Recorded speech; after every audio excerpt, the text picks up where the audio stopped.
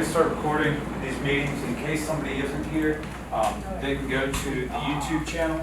It's Max on Time Safety on YouTube. It's real easy to find. If you have problems with your pre and post trip inspection, any questions about how to do that, there's a video up now of how to properly check your tires, how to check your oil, transmission, fluid, everything. It's right there, so if you have any questions or concerns, go there, check it out. You're free to ask, myself, Josh, Mark, anybody. Ask your neighbors. Get to know each other. So, a couple things I want to touch on that we've noticed lately, and distracted driving is our first step. I want to show you this video. We talked to Ben about it and made sure it was okay that we show this. But I want you guys to see how quickly, he's just driving along, everything's fine. And then something catches his eye. He's got a seatbelt on, both hands on the steering wheel, no problem. Everything's great. And then he's like, wait, what's this? Wait, what's this? Huh, what is that? Oh God, because he started to go over the middle line. I mean, it's that quick, and everybody that thinks, oh, this won't happen to me, this can't happen to me. It does, and it happens in the blink of an eye because you looked over here because you saw, somebody standing on the side of the road or a wreck or whatever it is. Your main focus as a FedEx driver is to make sure that you are safely focused on the road in front of you. Always be scanning, always know what's coming, and he's not even going around a turn. Here it is from the front. It's just, it took nothing. The vehicle, they hit mirrors, side mirrors. Had F-250 mirrors on F-150. His mirrors were sticking out, that person's mirrors were sticking out, but he was 2 feet away from, a head-on collision. But also, driving behind that dump truck, you can't see anything around. You have no idea what's around that. So that particular time of being distracted was, a horrible time to be distracted when you have no idea what's coming around the other side of that dump truck. So, like I said, that's classified as an accident, just so you all know. That's gone down, it's recorded with FedEx, it's an accident, okay? It's pretty serious. And of course, we're required to do ride-alongs if there's any damage, to another vehicle, anything like that. So I just want to let everybody know, I started with Ben and I'm working my way up the line. So don't feel like I'm targeting anybody or doing anything. I'm just going up the line. I rode with Lisa yesterday. She did an amazing job. So good job, Lisa. Thank you. The next thing I wanted to talk about that I've seen a lot, and backing. If backing at the point of delivery. If you pull into a driveway, you should never pull into a driveway that you have to back out of. The first thing you do when you get in your vehicle after you've made the delivery is put the car in drive, or put the vehicle in drive. You should never have to put it in reverse. If you go to a house and there's somewhere to back up at the house, go to the house, back up, turn the vehicle around, then make your delivery. All we want you to do is get in and put it in drive. That way a kid doesn't, while you're making the delivery, a kid isn't ending up behind your vehicle, playing with something or wants to see the FedEx truck up close. You see what's in front of you, but you don't see what's behind you. So always put the car or the vehicle in drive first.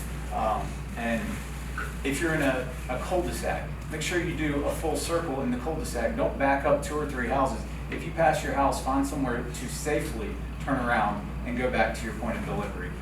Don't back up and go 2 houses back, anything like that, because you can't see behind you. Even with the backup cameras, all that, there's too much going on. You're trying to drive with your mirrors and your backup camera, and you're looking here, there, everywhere. We're trying to make you as safe as possible, so just don't back unless you absolutely have to. And the next thing I wanted to touch was COVID. I know everybody's hearing there's spikes in COVID, all that. We want to do everything we can to protect you guys. If you guys need masks, I just passed them out yesterday. If you guys lose your mask, if you need masks, if you want, surgical masks that are throwaway so that you can, take them off after you make a delivery, and if you lose that, oh well, there's another one. We'll get you hand sanitizer, wipes. If you get in a vehicle that's not your normal vehicle, and hell, I suggest doing it if it is your normal vehicle. Get in, wipe down the steering wheel, wipe down the seat belt, just protect yourself, and as long as you're smart about it, we'll be okay, guys. But we're going to do everything we can to protect you guys from COVID, and if you need anything, please let us know. Outside of that, I've been watching 5 minutes of video. There's been a lot of coaching sheets going around. I just wanted to let everybody know that we have cameras in all the vehicles now, and I'm not targeting anybody. I'll show you every video that I pull from the day. Every single driver gets a video pulled, so I'm never targeting one person. Sometimes it's somebody sitting there for 5 minutes, but it's not, you know, if they're sitting there for 5 minutes, I didn't get anything on that day, but I'm not gonna go back and just pull video until I find something. You know, it's 5-6 minutes, and if I see something, you get coached on it. As I'm doing the ride-alongs, I'll give you a ride-along sheet, and I'll say, hey, this is what we're going over today before we leave.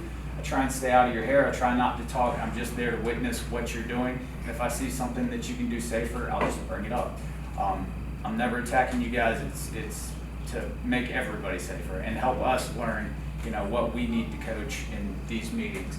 Outside of that, you guys have been doing fantastic. We appreciate all the hard work. If there's anything that we can do to make you safer or make things easier on you, please let us know. There is one more thing we were gonna do this morning. Shell had an incident last week where he was driving along and he had something going wrong with his truck, and his truck caught on fire. The rear brakes caught on fire, and he had a pretty nice flame.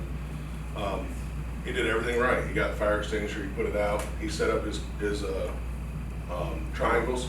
Road markers. Road markers on the road. When we pulled up, or I think Mark was the first one there, he was sitting, customer across the street gave him a chair.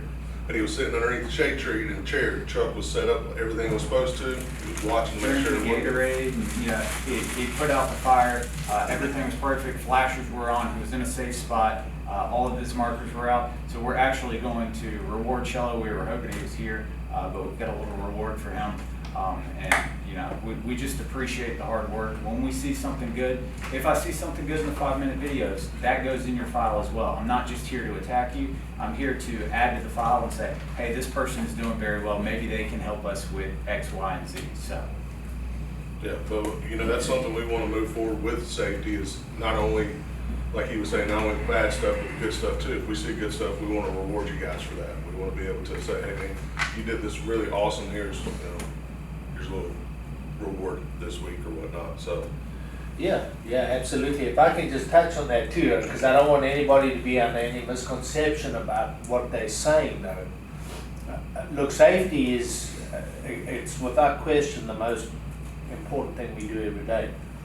So it's expected, right? And that's why when each and every one of you apply for a job with us, you had to meet certain criteria to even be eligible to be employed, right? And those type of indicators are set up to make sure that as a company working under the FedEx brand, we're employing people that already have some form of commercial driving experience. So it's expected of you already to be safe drivers. It's just, that's why we don't go around every day patting you on the back because you made a back safely, because that's just part of our job. That's what we do, right? It's like a tool maker has a certain job and it's expected of him every day. But unfortunately, when the tool maker breaks something or he fails to do something, the supervisor gets with him and they're like, hey man, this can't happen. It's the same with us, right? So don't always feel that, just like Chris was saying and Josh, that it's just bad stuff you keep hearing about. The good stuff's expected, but the really good stuff, the stuff that's impactful to us that we can learn from, just like with Shello's incident, that was just, it made me so proud to arrive on that scene and see everything was just done right. You know, I know that a lot of people would have probably done about the same as what he did, but maybe omitted to put the triangles out, you know, or I don't know, but it was done well and it needs to be recognized, okay? And so I don't think it doesn't go unrecognized. That's all. Well, that's all we have for you today. Get your donuts, get your biscuit. Y'all have fun, be safe out there, and like I said, if we can do anything to help, let us know.